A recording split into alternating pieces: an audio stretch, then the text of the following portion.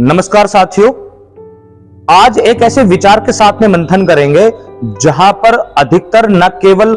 भारत के अंदर बल्कि पूरे विश्व में यह चिंता का विषय बना हुआ है कि अगर एक सामान्य व्यक्ति को कुछ लक्षण ऐसे हैं जो आपके अंगों के आधार पर प्रकट होने शुरू हो जाते हैं, जैसे कि बेहोशी हो जाना, चक्कर आना,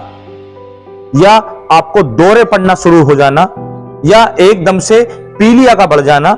पेशाब में खून आ जाना, या फिर गुदा मार्ग में बहुत ज्यादा मवाद या खून आ जाना। अगर आप महिला हैं तो आपके स्तन में कोई भी गांठ या फिर स्तन से दूध के स्थान पर खून आना, या फिर गर्भाशय से बहुत ज्यादा हैवी ब्लीडिंग होना। इसके अलग अलग बीमारियां हो सकती हैं, लेकिन जैसे ही आप एक चिकित्सक के पास जाते हैं और चिकित्सक आपकी जांच करता है और एक शब्द बोलने पर ही आपके जीवन में उथल पुथल होनी शुरू हो जाती है। चिकित्सक आपके सामने कहता है कि आपको शायद मैलिग्नेंसी या कैंसर हो सकता है। जैसे ही किसी व्यक्ति को यह मालूम होता है कि वो कैंसर की चपेट में आ चुका है, तो उस व्यक्ति का जीवन को जीने का सिनेरियो एकदम से बदल जाता है। लेकिन क्या आप ये कल्पना कर सकते हैं कि जो व्यक्ति कैंसर से पीड़ित हो चुका है, क्या कभी उसने अपनी जीवन शैली या उसके कारण पर कभी उसने ये विचार या चिंतन किया कि ना ही तो वो तंबाकू खाता है, ना दारू पीता है, ना ही वो किसी ऐसे खाद्य पदार्थ का सेवन करता है जो कि कैंसर कारक हैं, उसके बावजूद भी उसको कैंसर हो गया है। तो साथियों, आज एक ऐसे विचार का मंथन करना चाहेंगे कि भारत में आईसीएमआर की रिपोर्टिंग के अंतर्गत 12.7% लोग ऐसे हैं जो कि कैंसर की चपेट में आ चुके हैं। अगर 2022 के डाटा को हम देखें तो लगभग 14,60,000 लोग भारत में कैंसर से पीड़ित हो चुके हैं। और इसमें ऐसे बहुत सारे लोग हैं जो ना अल्कोहल का सेवन करते हैं, ना तंबाकू का सेवन करते हैं, और बहुत सात्विक होने के बावजूद भी उनको कैंसर जैसा घातक रोग हो चुका है। लेकिन क्या कभी आपने ये विचार किया है कि जब भी हम किसी डॉक्टर के पास जाते हैं और जैसे ही डॉक्टर डायग्नोस करता है कि आपको कैंसर हो गया है, तो वो केवल आपको सर्जिकल ट्रीटमेंट, रेडियोथेरेपी, कीमोथेरेपी, या फिर आपको यह कह दिया जाता है कि आप अपने मरीज की 5 से 6 महीने से सेवा कर लें, यही पर्याप्त है, इनका जीवन अब ज्यादा नहीं है। यह प्रमाणित करता है कि आज भी हमारे मेडिकल साइंस में कैंसर को लेकर कोई सटीक ट्रीटमेंट नहीं है। अगर है तो वो है सर्जिकल ट्रीटमेंट, कीमोथेरेपी या रेडियोथेरेपी।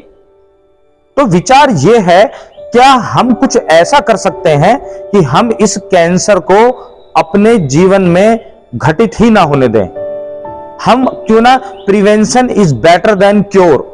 यानी कि हम कुछ ऐसे बचाव करें कि जो ये ऐसा गंभीर रोग है जो न केवल उस व्यक्ति को मार देता है, बल्कि अगर किसी व्यक्ति को कैंसर हो गया है तो उस परिवार के कमर को आर्थिक और मानसिक रूप से तोड़ देता है।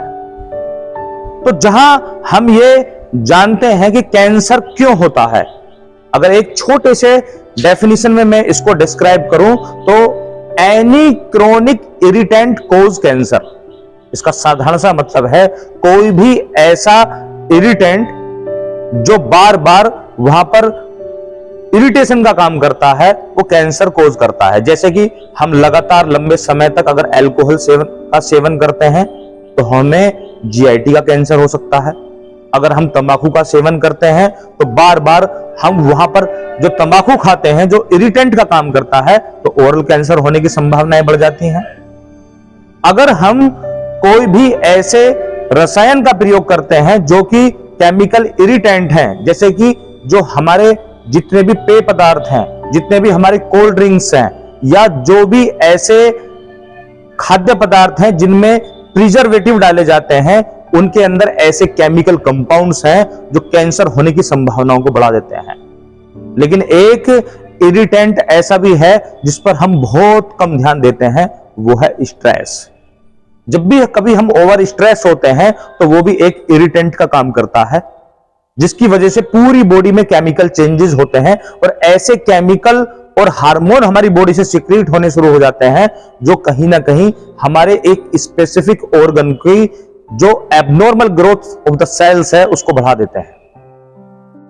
तो ये जो इरिटेशन है इसको हमें कम करना चाहिए, नंबर 1। नंबर 2, अभी हाल ही में ऐसी रिसर्च हुई है कि हम लोग ये जानते हैं कि जो प्रिजर्वेटिव हैं, केमिकल्स हैं, जो ऐसे कंपाउंड्स हैं वो कैंसर करते हैं, जैसे कि बेंजीन है। लेकिन क्या कभी आपने इस बात पर विचार किया है कि जो पानी हम पी रहे हैं, जिस आरओ को देखकर हम खुश होते हैं, उसका स्टोरेज हम कहां करते हैं? प्राय सामान्य ये देखा जाता है कि हर एक घर में एक ऊपर वाटर टैंक हम अपने घरों में लगवाते हैं, जो कि प्लास्टिक का होता है और ब्लैक कलर का होता है। और जब बहुत ज्यादा गर्मी पड़ती है तो ब्लैक कलर क्योंकि हीट को एब्जॉर्ब करता है तो उसका तापमान और ज्यादा बढ़ जाता है, और वो जो प्लास्टिक के जो माइक्रो पार्टिकल्स हैं वो धीरे धीरे वाटर में डिसॉल्व होकर पानी में आना शुरू हो जाते हैं। और स्टडी ये बता रही है कि अगर हम डीपली स्टडी करें, जो प्लास्टिक पर गवर्नमेंट बैन लगा रही है वो पॉलीथीन या जो इस तरह की प्लास्टिक बोतल्स हैं, उसके साथ साथ हम कैंसर के कारक को अपने घर में ही लगाकर बैठे हैं। अब से पहले जो वाटर टैंक बनाए जाते थे वो या तो पत्थर के होते थे या फिर ऐसे हम मटेरियल यूज करते थे जो न केवल तापमान को रेगुलेट करते थे बल्कि कैंसर जैसी घातक बीमारी होने से भी हमें बचाते थे। साथियों, अगर देखा जाए तो वर्तमान में कैंसर एक ऐसा रोग हो चुका है जहां पर हमारे पास केवल बहुत ही कम इंटरवेंशंस उपलब्ध हैं जो कि स्पेसिफिक नहीं है। इसको हम केवल अपनी सुरक्षा करके ही बचा सकते हैं।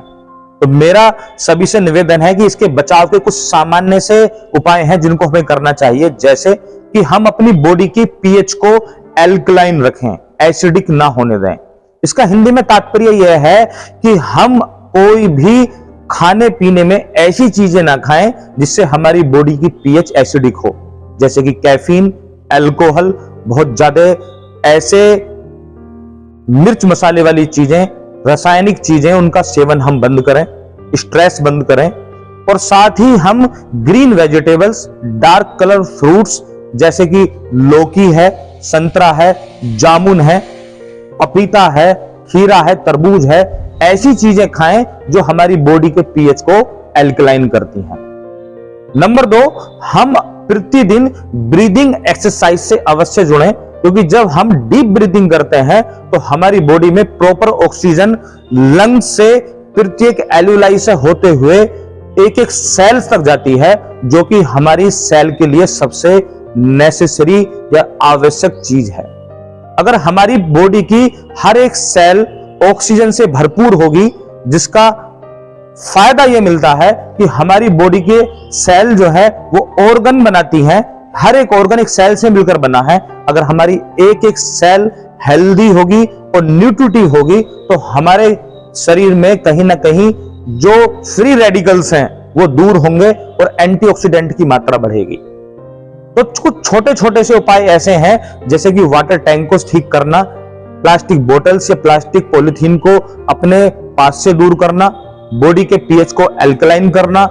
और तीसरा एंटीऑक्सीडेंट खाना और डीप ब्रीदिंग लेना। अगर हम छोटे छोटे से इन इनिशिएटिव को स्टार्ट कर देते हैं तो ये जो कैंसर ऐसा गंभीर रोग है जिसका वर्तमान में हमारे पास कोई सटीक इलाज नहीं है, उसको हम जड़ से खत्म कर सकते हैं। और जब हम किसी ऐसे व्यक्ति को देखते हैं जो हमारे आसपास में कैंसर से पीड़ित है तो उसको देखकर ही हमें समझ में आना चाहिए, तो केवल हम अपनी सुरक्षा कर ही इस घातक रोग से अपना निदान या सुरक्षा कर सकते हैं। धन्यवाद।